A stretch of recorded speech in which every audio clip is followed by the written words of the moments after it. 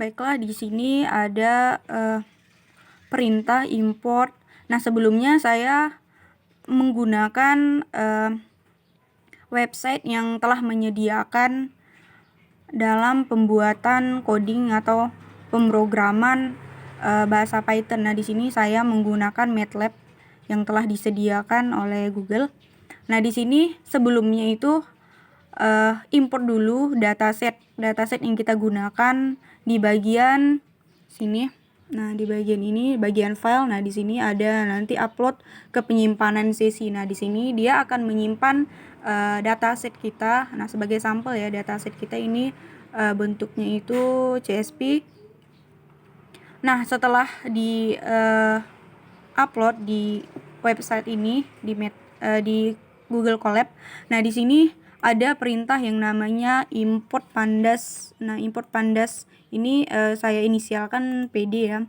Nah, jadi pandas ini gunanya itu sebagai library untuk kita nanti dapat memanipulasi atau menghapus atau mengorganisir data yang kita gunakan. Nah, ini adalah fungsi dari pandas.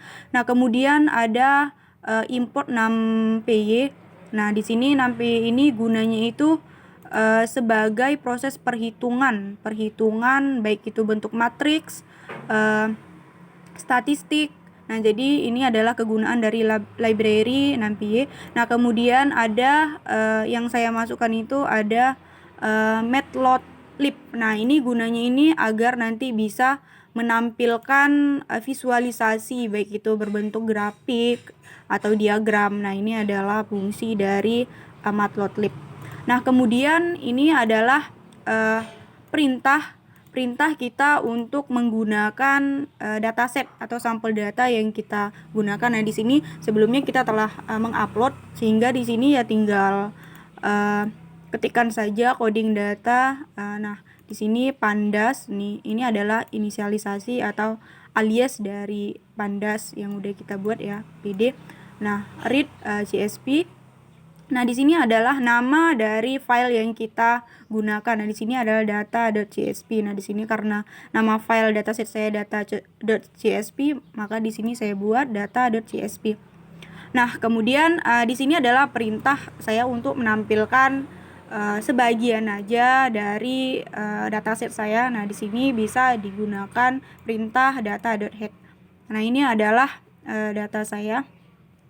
Nah, di sini di mana data saya ini menggunakan dua variabel atau futures. Nah, di sini ada X dan Y. Nah, ini adalah hasil labelnya yaitu cluster ya. Ada 3 kalau nggak salah di sini, ada cluster 0, cluster 1 dan cluster 2. Nah, kemudian di sini adalah perintah saya untuk menampilkan apa aja sih cluster atau label yang saya gunakan dalam dataset ini. Nah, di sini ada cluster atau label 1 itu ada 67 data, cluster 0 ada 67 data, dan cluster 2 adalah 66 data. Sehingga di sini tipe datanya itu adalah integer ya. Nah, kemudian ini ada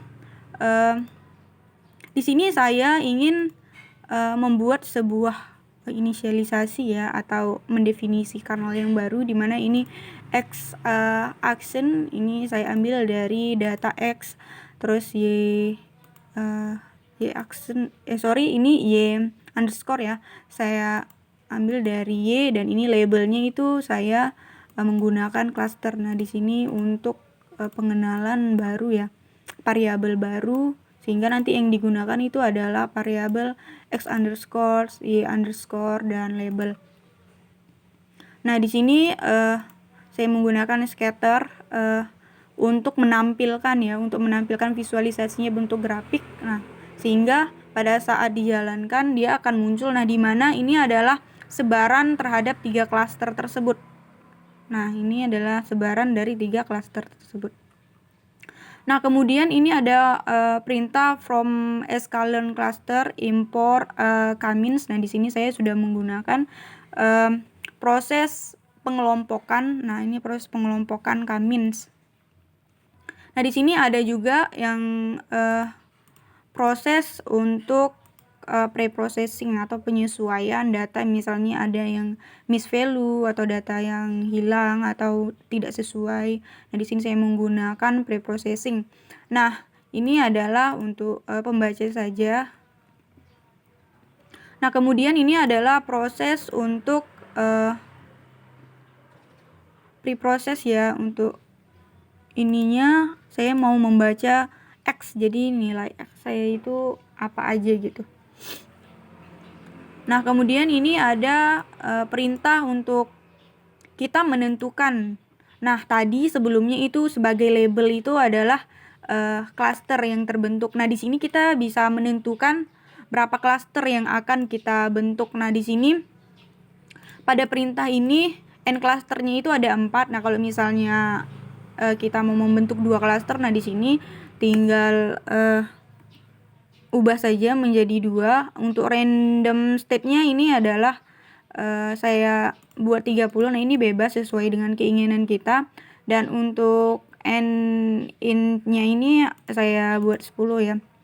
Nah, kemudian di sini untuk menampilkannya, nah di sini ada jalankan saja. Nah, dia akan muncul seperti ini. Nah, ini menggunakan 2 klaster. Nah, 2 klaster. Nah, kemudian saya ingin menampilkan label atau klaster yang terbentuk. Nah, di sini tadi awalnya itu ada 4 ya di sini tadi. Nah, sekarang saya udah ubah menjadi 2 klaster. Nah, di sini saya akan menjalankan. Nah, label yang muncul itu hanya 0101 saja. Nah, karena di sini keluarannya itu cuman ada 2 klaster. Nah, kemudian di sini saya kembalikan lagi menjadi 4 saja biar kelihatan perbedaan dari sebaran visualisasinya nanti. Di sini saya jalankan. Nah, ini adalah ada klaster 2. Ini data pertama, data kedua sampai ke data N sini, data terakhir. Nah, di sini pada saat saya udah mengubah jumlah klaster atau jumlah label yang saya gunakan itu menjadi 4, maka di sini akan muncul 4. Nah, di sini ada 4 ya, ada 4 sebaran, ada warna orange, kuning, biru, dan ungu. Nah, ini ada 4, sedangkan yang pertama tadi cuman 3. Nah, ini 3, ada merah, biru, dan juga kuning. Nah, di sini adalah perbedaannya. Nah, kemudian di sini saya mau menggunakan evaluasi jika satu tabel itu satunya itu jika salah satu itu tidak ada label. Nah, di sini saya menggunakan ini adalah proses pre-processing ya. Jadi di sini saya menggunakan sum square error. Nah, jadi di sini rumusnya itu gini. Nah, rumusnya 3 untuk n klasternya itu dimulai dari I. Nah, ini adalah hasil akhir. Hasil akhirnya itu ada, nah di sini untuk yang pertama itu ada 399 sampai 17. Nah, kemudian di sini saya mau melihat klaster yang sesuai. Nah, jadi di sini ini adalah perintah untuk menentukan klaster berapa yang lebih normal, nah, di sini ada jumlahnya itu sebaiknya itu menggunakan 3 klaster. Nah, karena di sini lebih normal, jadi naik turunnya itu tidak terlalu. Nah, di sini saya akan membuat skor untuk matriksnya.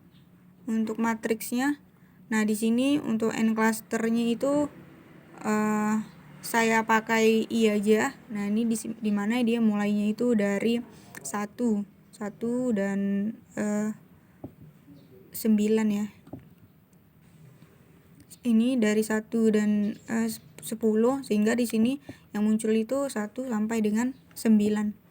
Nah, di sini pada saat dijalankan ini hasilnya, dan ini untuk hasil visualisasinya. Nah, di mana terlihat bahwa